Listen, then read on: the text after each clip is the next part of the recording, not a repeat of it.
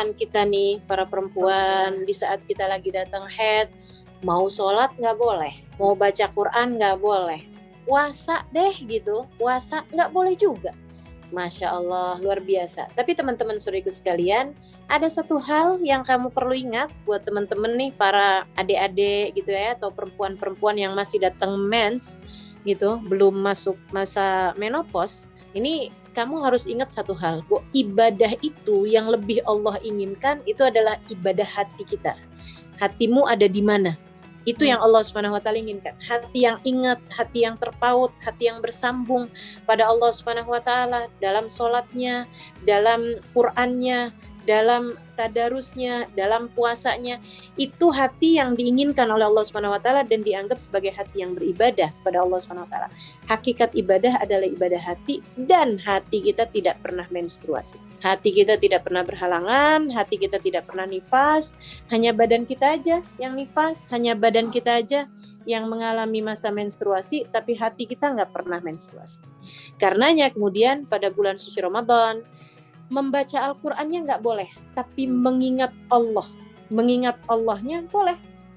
Melaksanakan sholatnya nggak boleh, akan tetapi Allah Subhanahu wa taala mengatakan, aqimis sholat bidzikri, dirikanlah sholat untuk kamu mengingat aku. Sholatnya nggak boleh, tapi zikrullahnya boleh.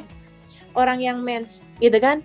Karenanya kemudian kita di saat mens sekalipun, kita tetapkan ibadah-ibadah kita di malam-malam yang mulia ini agar tidak terhalang apa yang dijanjikan oleh Allah Subhanahu wa taala bagi hamba-hambanya yang mendekat kepada Allah.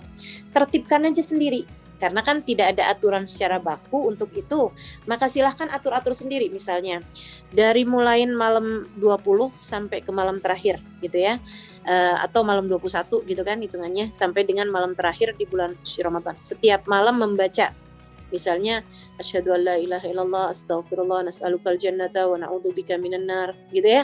Itu dibaca misalnya 100 kali, atau bahkan misalnya saya mau baca istighfar selama saya menstruasi karena nggak bisa sholat, nggak bisa mengerjakan baca Al-Quran dan lainnya, saya baca istighfar misalnya 1000 kali misalnya gitu kan.